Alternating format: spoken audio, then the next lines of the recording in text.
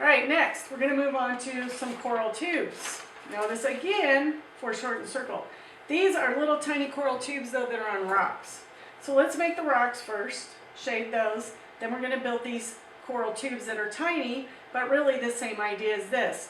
Remember, foreshortened circles are happening over and over again.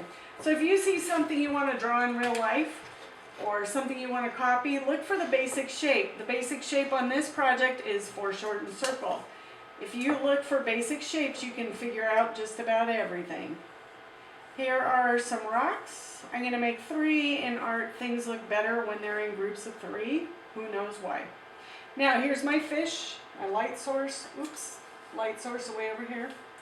So I'm going to shade on the left side of each one of these.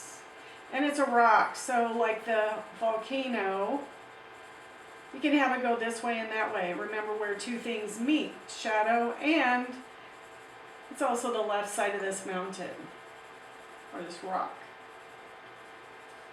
Okay, now you could have some divots in it. I am going quickly, so you can pause the video when you want to. If you want to curve it to make it look like a curvy rock, you can curve it with your blending stump. Hit these with a blending stump. Okay? Remember to get smooth where the 2 things come together. Make that really dark. Okay? Now along the bottom of the rock, make the ribbony edge because you want to make it look like this crab could go hide under these rocks if he really needed to. Okay? Oh, sorry. Now the ribbony edge, make it look like it's a deep crevice so this poor little crabby can get under there fast. Okay? And then take your blending stump, pull it down on the sand. Now the sand ripples around with the current, so your sand is not just flat like concrete. So you can have your blender pull the graphite in lots of different ways to soften that edge. Okay? So it looks pretty believable he can get underneath there. Now we're going to build the tubes. These tubes are really small. They look difficult, they really aren't. All they are is foreshortened circles again. Your light source is way over here. Let's see if you can see it. Not really because I'm running out of space on mine, but I will try. So start off with ovals. Make 3 or 4 ovals or bubbles. The edges, same way as here. Build the edge down and stop, and then go to the next one. Build the edge down and stop. Now these are natural things that are curving and bending in the water. So they don't need to be straight. These are curving as well, but these are really curvy. And when you connect to another one, just stop drawing. Now make a trunk. Then go on the left side, same recipe applies because your light source is way over here.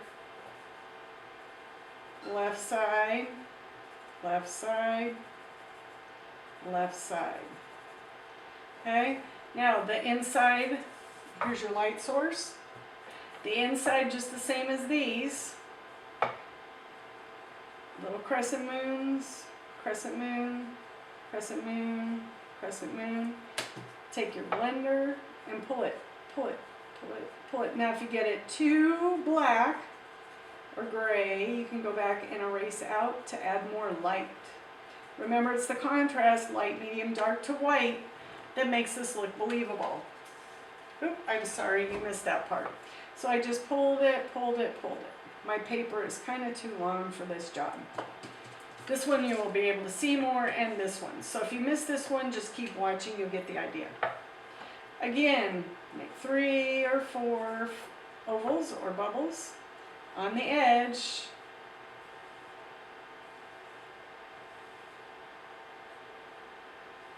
Attach the lines that will make the sides. When they bump into one of the others, stop. When you get to the far edges and build out these finger-looking things, come down for a trunk like a trunk of a tree.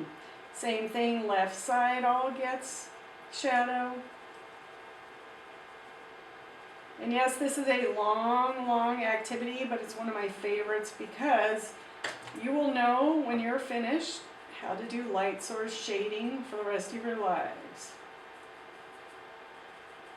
Okay, now the inside of these, crescent moon, you want it to look like a teeny tiny plankton can swim down or swim out. Okay, barely touch with your blender. And you have this fabulous shadow. Let's do one more.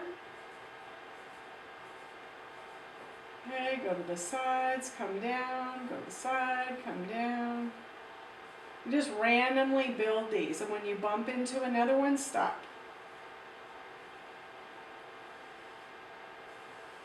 Okay, and the left side gets it again, all the way down, and the left side of this one, all the way to part way down, left side of this one, and this one, and crescent moon. And I'm going really fast, but you can stop, because I'm going to run out of my time on this video if I don't keep going. Okay? All right. Now, remember how I said where two things come together? This is sitting on this rock, so I'd put a little shadow. And I'd put a little shadow where the two things come together, because this is casting a shadow down onto the rock. Okay?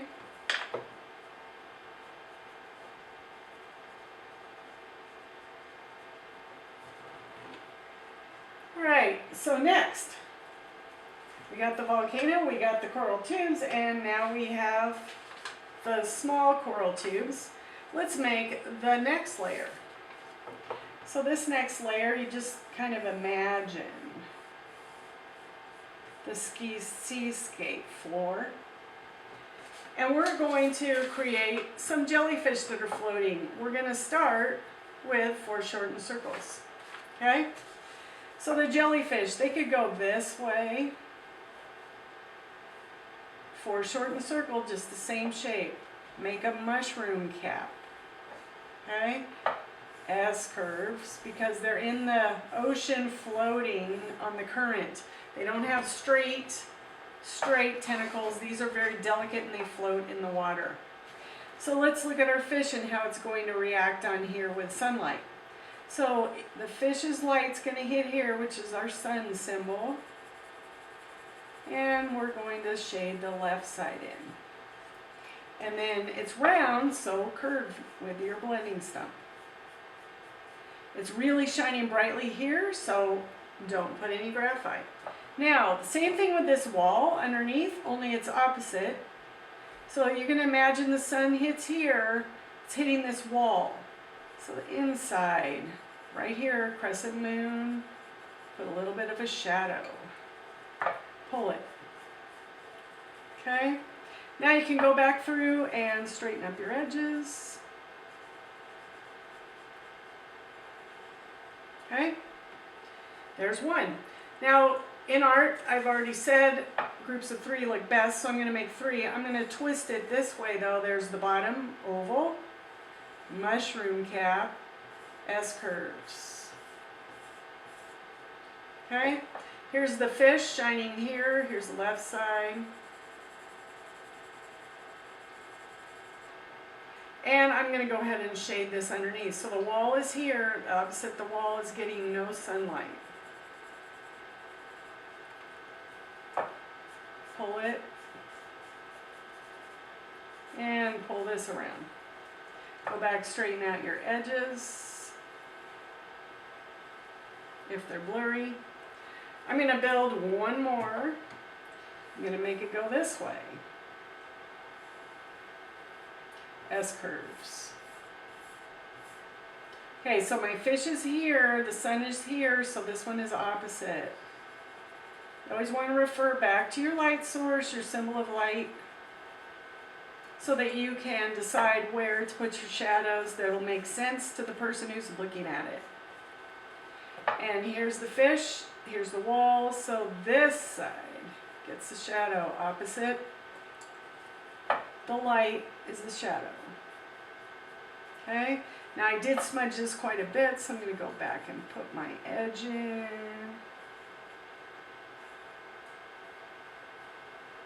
And now you have 3 jellyfish. Okay? Now you could go ahead and look at cartoons that you like. This is of course SpongeBob. And you could do the same thing with SpongeBob Town. Okay?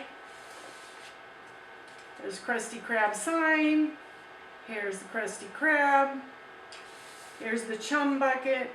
All of this I put in as a theme. You can find a theme and add in your own touches.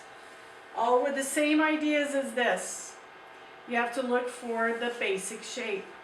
Alright, so now you have spent a lot of time practicing 3D drawing. I hope you find it as interesting as I do.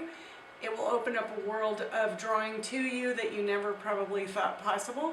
Remember, just look for common shapes, reproduce those shapes, use light source shading as I've shown you how to.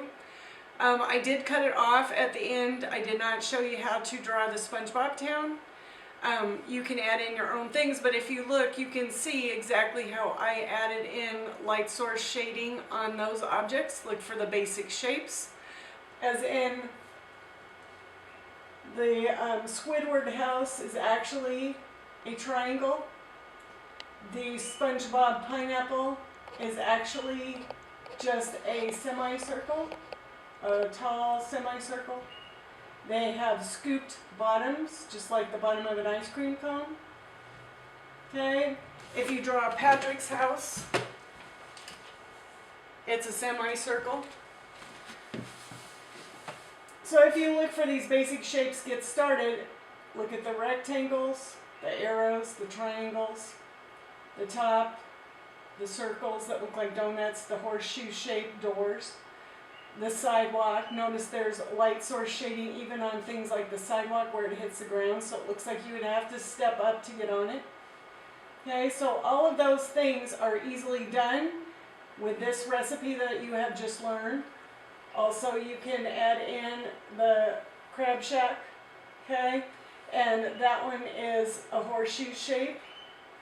In a horseshoe shape, draw the roof, erase out that other side of the horseshoe shape, make a rectangle. It actually is a lobster trap. So if you look for the shapes, this is a triangle with a wavy edge on top. This is a semicircle.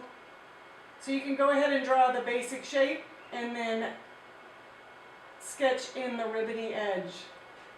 Alright? So I hope you enjoy this as much as I do.